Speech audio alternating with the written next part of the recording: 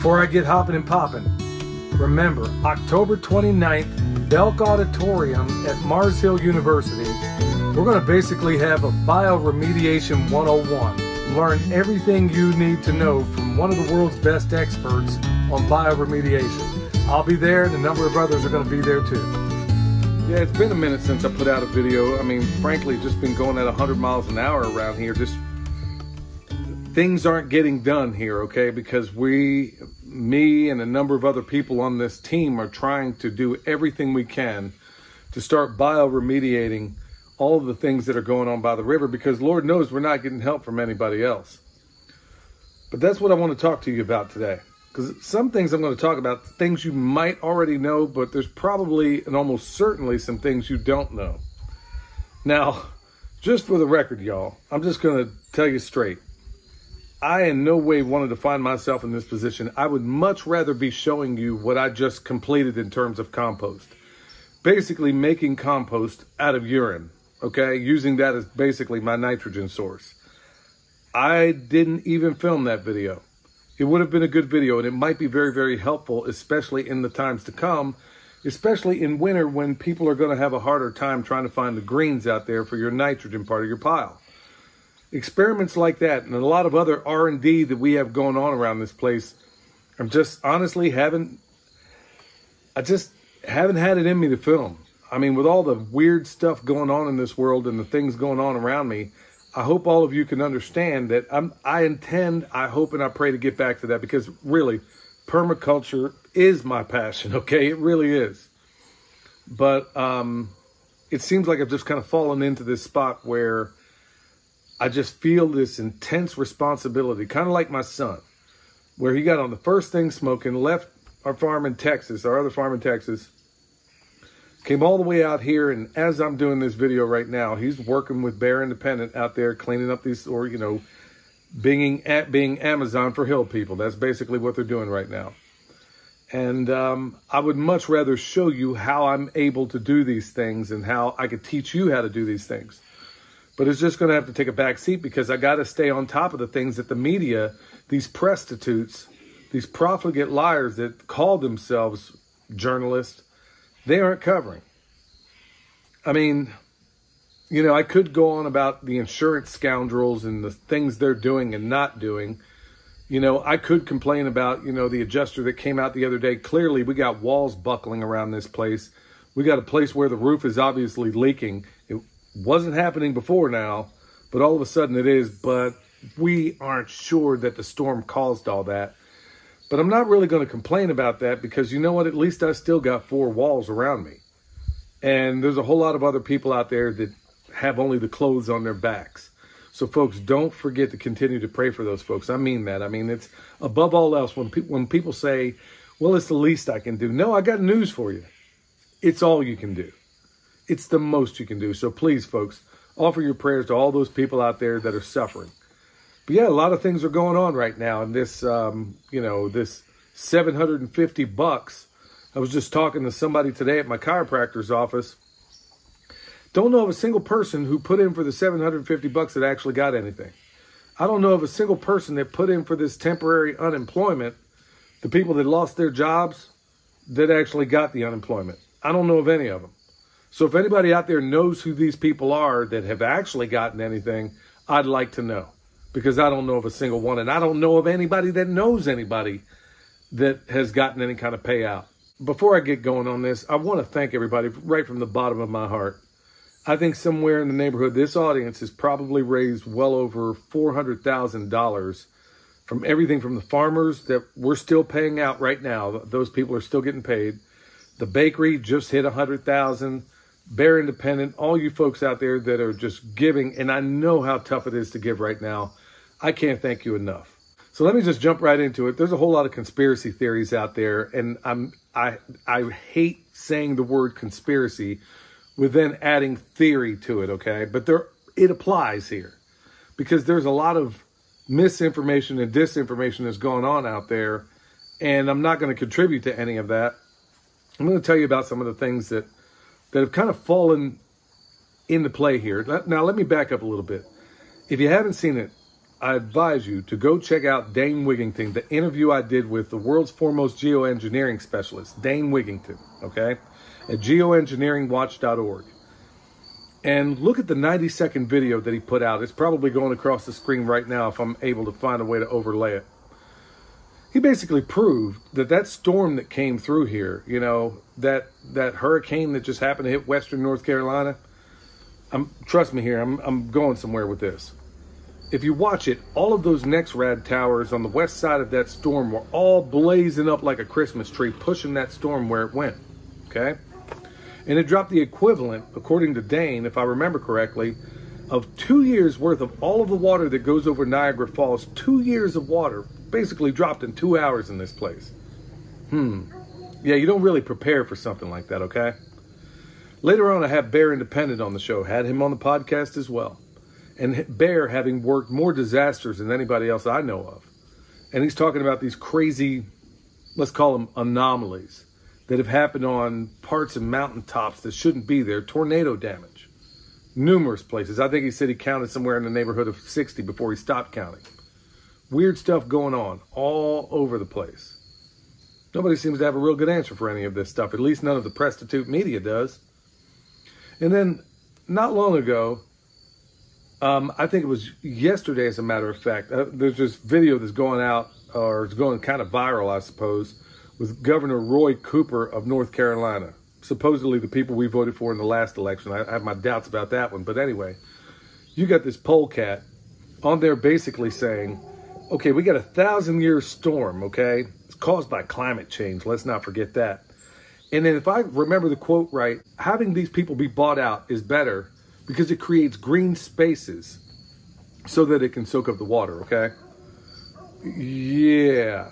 Tell me how that works out. I'd like to know how green spaces work out to soak up more water if you don't do anything to terraform that land. Trust me, I'm a permaculture designer, okay? How many times have you heard me on this station or this YouTube channel talk about there's only 3 ways to capture energy, whether it's the sunlight, whether it's rain, whether it's wind energy. You can capture it for a little while, you can amplify it, or you can deflect it. Sometimes you can do all 3. But if you're just going to make it a green space, I'd like to know how you do that without putting in swales or some other water capturing, some means to capture that water. I'd like to know how that's done, Governor Cooper. As soon as you know, as soon as all of your so-called experts know, let me know. Because the mining interests out there, I got news for you. When they strip mine the tops of these mountains or whatever it is they do to get the lithium that's underneath and all the other valuable things, I got news for you. There ain't no topsoil. What do you think retains all of that moisture down into the soil? How many times have you also heard me say on this channel, for every 1% of organic matter you put down in that soil, it gives you a water retaining capability of about an Olympic-sized swimming pool per acre, okay?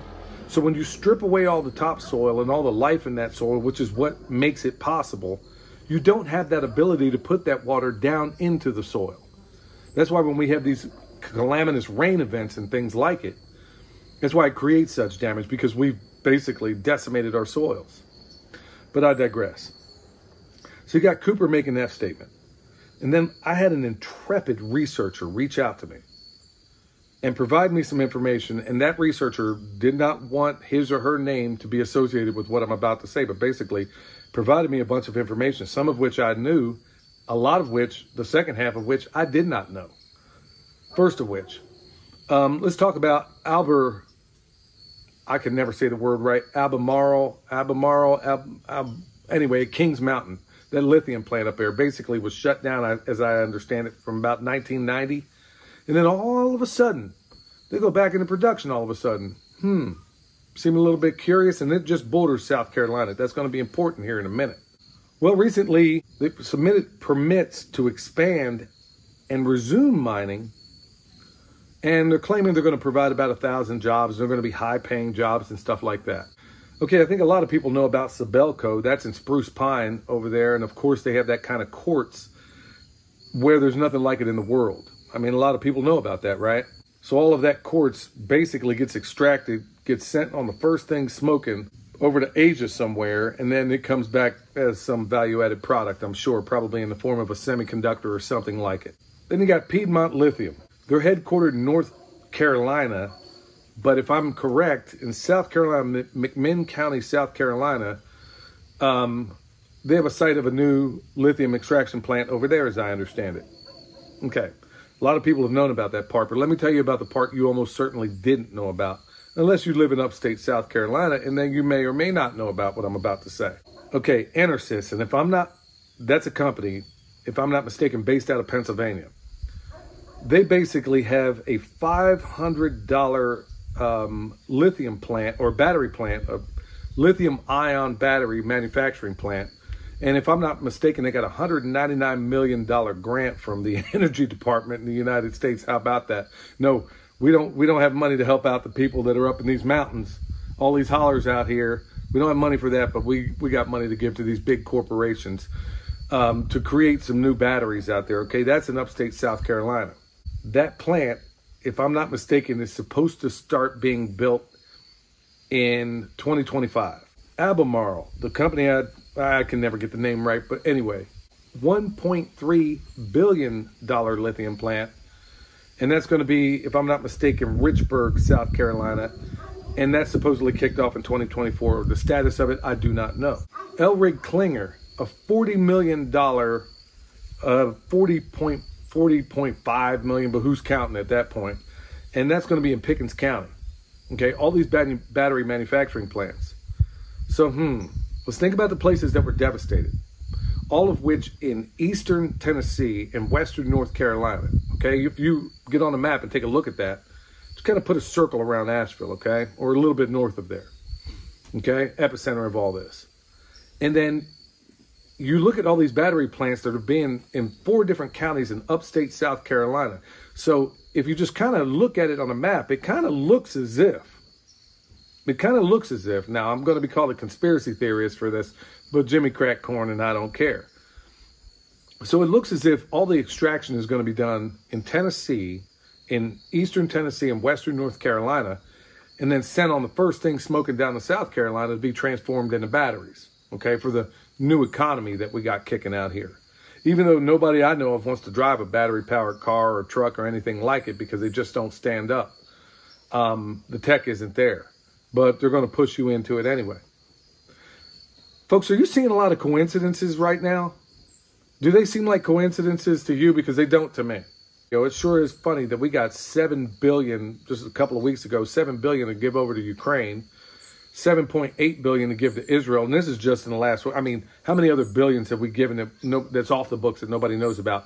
What was it? 754 million that we just gave to Taiwan, and then we just keep handing this stuff out like Halloween candy. Forgive the pun. But here we are. In the United States of amnesia, we don't even have the 750 you promised these people out here that are suffering right now. We got insurance companies screwing these people 30 ways to Sunday. We got other companies, mysterious people just rolling in out of nowhere, offering pennies on the dollar for people's land that's been in their family for generations. We got money for R&D for battery companies. We got all these grants that go to all these people out there, but we got nothing for the American people. Well, look, I'm not going to keep going on about this. What I am telling you, and what the primary focus of this video is to let you know the latest update, that you're never going to hear from the prostitutes out there, ever. You're never going to hear from these people because they're bought and paid for by the very powers I was just talking about. I do want to emphasize that we need to talk about solutions in a big way. And like I said, we got a world-class expert coming in next Tuesday, Mars Hill University, 6 to 8 p.m. at Belk Auditorium, if I'm not mistaken.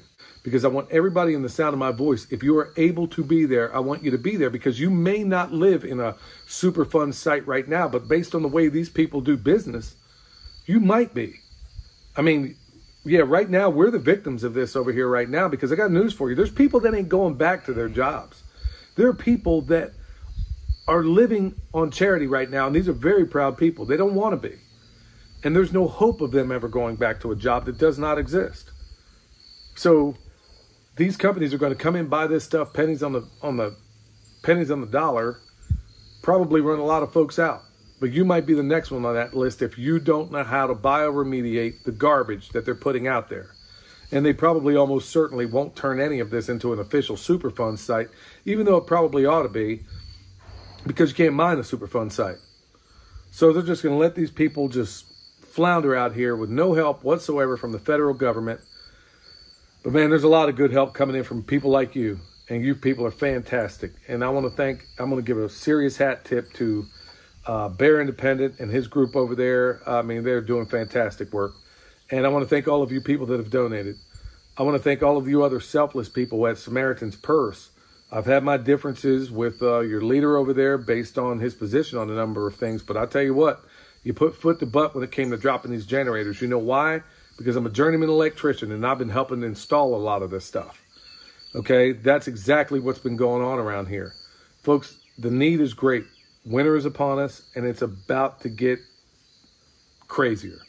And who even knows what other manufactured disasters they got in mind for us. But anyway, folks, I want to thank you for your support. I'm sorry if I'm all over the place.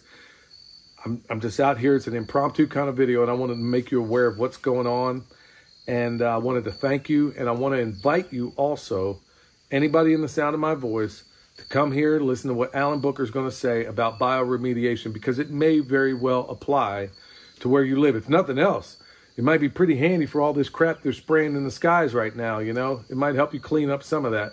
Because whether you know it or not, I guarantee whether you know it or not, I guarantee it's on your land.